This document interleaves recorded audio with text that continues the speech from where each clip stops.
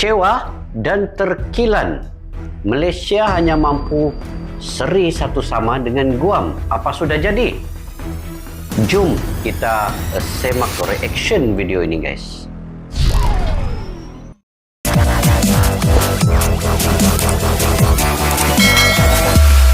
Assalamualaikum dan salam sejahtera. Selamat bertemu kembali di channel Askalani Studio. Oke, guys.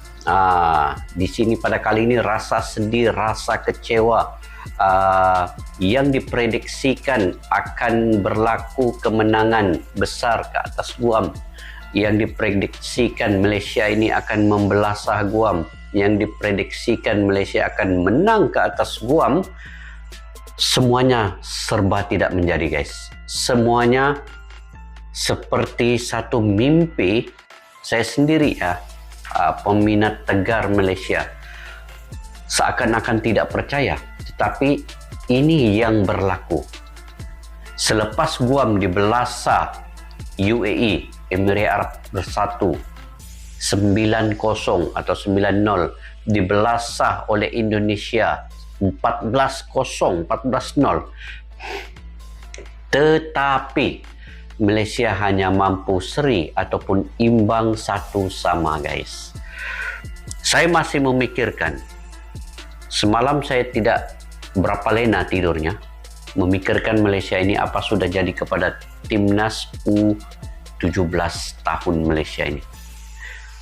Apakah perencanaan mereka, apakah sistem formasi dan taktikal yang digunakan oleh Malaysia pada saat dan ketika ini, guys. Saya masih menjadi persoalan di dalam benak fikiran saya. Hanya kepada Guam imbang satu sama. Sedangkan ini adalah kualifikasi ataupun kelayakan untuk Piala Asia bawah 17 tahun 2023 yang akan dijadwalkan di Bahrain, ya. Kalau Bahrain setuju untuk menjadi tuan rumahnya. Jadi pasti rasa kecewa itu pasti ada, ya. Rasa kecewa, rasa sedih, rasa semualah. Dan ramai netizen daripada Indonesia mencadangkan saya supaya bereaksi kenapa Malaysia ini hanya mampu imbang dengan Guam. Dan ramai saya membaca komen-komen daripada netizen di Indonesia memperli bahwa Malaysia hanya mampu seri dengan Guam. Guam ini sungguh kuat, Malaysia dapat imbang dengan Guam satu sama. Tidak mengapa, guys, itu realiti dan takdir yang telah berlaku ke atas timnas U16 Malaysia ini.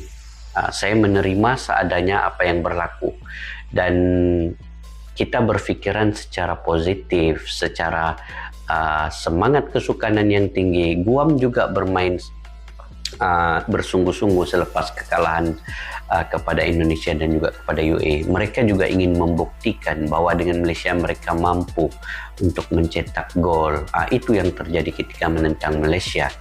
Jadi reda dengan apa yang berlaku, pasti ada hikmah besar yang akan menanti. Jadi jom, guys, kita semak sama-sama video ini daripada channel Matchday Mas. Pada yang baru ketemu channel ini, boleh subscribe dan tekan butang loncengnya sekali. Dan judulnya ialah Highlight Malaysia vs Guam satu sama qualifiers AFC U17 Asian Cup 2023. Jom kita semak video ini.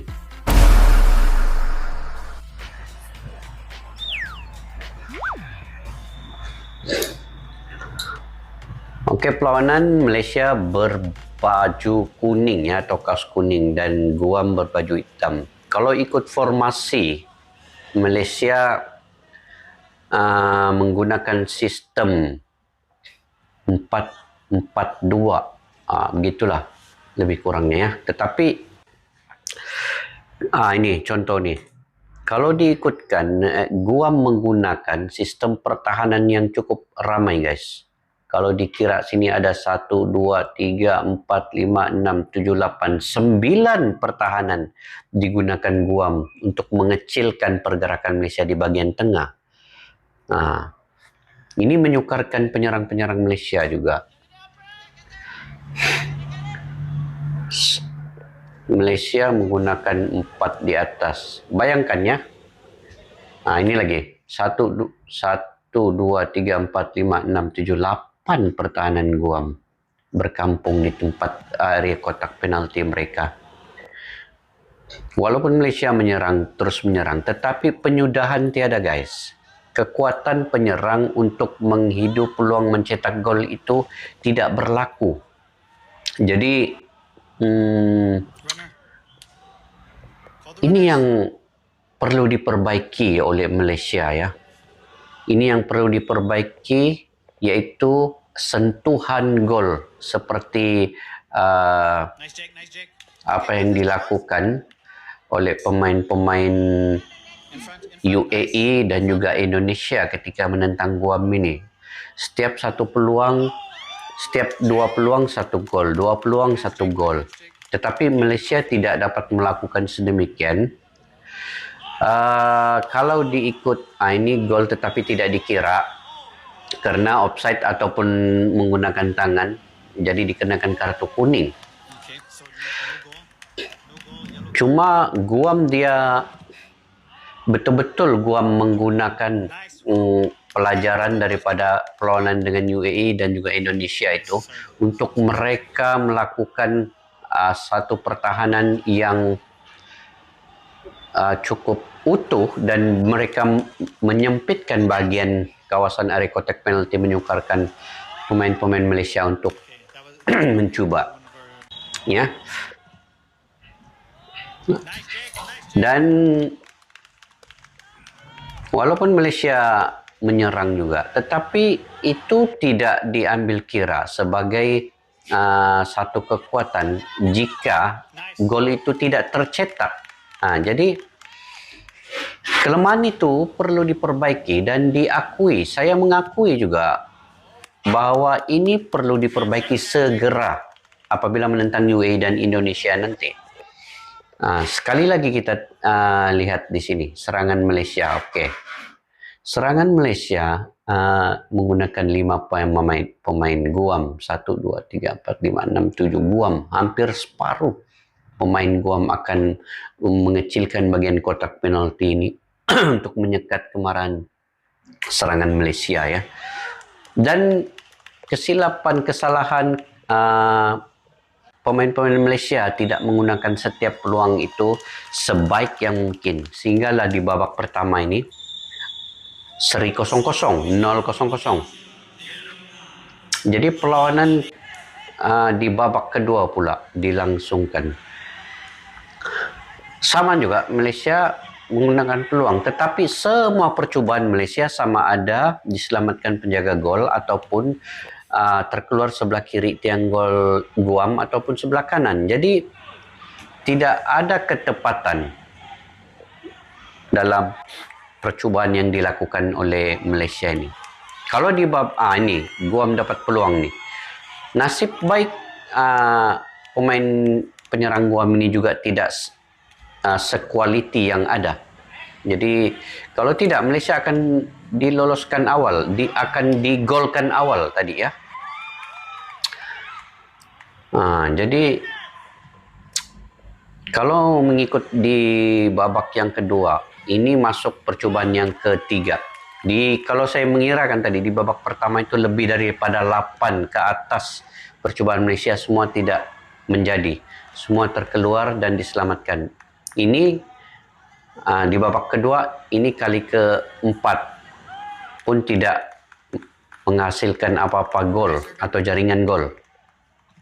Kelima ini dengan mudah perlanggaran lagi oleh kekasaran pemain Malaysia ke atas penjaga gol Guam. Ini kita tengok ini yang keenam. Yang keenam pun tidak gol kah? Tidak menghasilkan offside ya, offside. Ini gol tetapi offside juga. Ini yang ketujuh. Ketujuh baru mencetak gol melalui sondolan. Ini pun melalui bola mati, guys. Jadi Malaysia harus perbaiki ya. Melalui bola mati, Malaysia mencetak gol melalui sundulan, bukan atas dalam permainan lapangan ataupun dalam permainan padang. Jadi ini perlu cepat diperbaiki Malaysia. Ah, ah, ini gol Guam, guys. Tidak nampak gol Guam ini.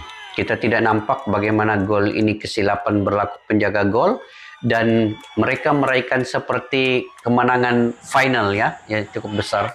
Nih, tengok Guam. Mereka cukup gembira apabila dapat mencetak walaupun 1 gol, tetapi tetap gol namanya. Jadi mereka meraihkan seperti perlawanan final dengan Malaysia nih. Wow, kegembiraan mereka. Jadi itulah, sampailah habis. Ini ke-8 Malaysia menyerang. Pun 9. Tengok betapa gembiranya Guam apabila tiupan whistle penamat itu. Mereka sedih, kecewa, dan juga sangat-sangat susah untuk saya katakan, guys, reaction untuk perlawanan Malaysia Guam ini. Apapun perlawanan ini telah seri 1-1, dan Malaysia walaupun menyerang di babak pertama lebih daripada 8 peluang ke atas. Babak kedua di peluang yang ke-8 baru dapat cetakkan gol. Itu pun melalui tendangan bola mati, tendangan sudut disondol. Dan saya juga ingin mengucapkan tahniah lah kepada Guam, terutama kepada penjaga gol yang banyak menyelamatkan keadaan, dan perlu diperbaiki oleh Malaysia. Apa dia? Sistem taktikal. Jika pertahanan telah disempitkan di kawasan tengah oleh Guam sehingga menjadikan 8 ke 9 pertahanan itu berkumpul di situ, Malaysia harus membuka peluang melalui kiri dan kanan. Taktikal itu tidak diubah oleh Malaysia. Itu menyebabkan mereka sukar untuk mendapat peluang daripada hadapan, daripada tengah kotak penalti. Adapun peluang, tetapi penyudahan penyerang-penyerang Malaysia tidak dapat menyempurnakan dengan baik. Sepakan gol ke sebelah kiri, terkeluar ke sebelah kanan, terkeluar, tendangan yang lemah, penjaga gol mudah untuk menangkap bola itu. Jadi semua itu perlu diperbaiki oleh penyerang-penyerang Malaysia sekiranya mereka ingin mengalahkan UAE ataupun Indonesia nanti. Dan kalau di atas kertasnya mengikut fakta dan realiti perlawanan kejuaraan pada kali ini, Malaysia sukar untuk mengalahkan UAE dengan Indonesia. Jadi saya berbicara berkaitan dengan fakta, realiti, dan juga apa yang perlu diperbaiki. Saya tidak meremehkan Malaysia ini. Saya akan tetap sokong Malaysia walaupun kalah dan menang. 100% jiwa saya kepada Malaysia, bola sepak di Malaysia ini. Dan sebab itu saya ingin memberi pandangan kepada tim Malaysia ini. Perlu ubah taktikal dan juga penyudahan kepada penyerang itu. Penyerang, striker harus pandai mencari ruang dan peluang untuk mencetak gol di tempat yang betul. Sekiranya telah banyak percubaan dilakukan tidak menghasilkan apa-apa, jadi perlu diubah. Jurulatih coach cepat mengubah, sama ada pertukaran pemain ataupun perubahan position dilakukan untuk menyeimbangkan mana-mana kelemahan itu. Jadi sekali lagi saya ucap respect kepada Guam yang telah mengambil pengajaran kepada kekalahan kepada UAE-nya 9-0, 9-0, kekalahannya kepada Indonesia 14-0. Mereka telah mengambil pengajaran yang baik dan mereka telah memperkuatkan juga tim mereka untuk mengubah sedikit formasi dan taktikal mereka. Malaysia terlalu memandang rendah kepada Guam, mengakibatkan mereka bermain sambil lewa, tidak menyudahkan peluang yang ada, jadi mereka mendapat keputusan hanya imbang 1-1. Jadi apa boleh buat, itu yang sudah berlaku. Kecewa tetap kecewa, sedih tetap sedih. Saya juga mengharapkan supaya mereka Malaysia akan ubah taktikal ketika menentang UAE dan Indonesia nanti ya. Kalau itu berlaku, mungkin ada keajaiban juga berlaku. Tetapi kalau sistem yang sama dan juga pemainnya tidak mengambil endah, tidak mengambil berat kesungguhan, walaupun mereka saya nampak kesungguhan menyerang itu ada. Mereka menyerang sehingga mencetak 1 gol itu. Tetapi dari segi keinginan sebenar untuk menang itu tidak berlaku ke atas Malaysia ini. Gitu guys. Jadi mudah-mudahan saya doakan juga Malaysia akan berubah selepas ini. Malaysia akan meningkatkan lagi prestasinya dan juga dapat menyaingi tim-tim yang hebat seperti UAE dan Indonesia. Saya tetap akan sokong Malaysia nanti ketika menentang UAE dan ketika menentang Indonesia guys. Dan apapun berlaku sama ada menang atau kalah, saya tetap meredai itulah keputusan yang telah berlaku. Jangan kita terbawa-bawa dengan emosi kita, dengan keegoan kita, sehingga kita membuat yang di luar batasannya, yang di luar batasan kemanusiaan.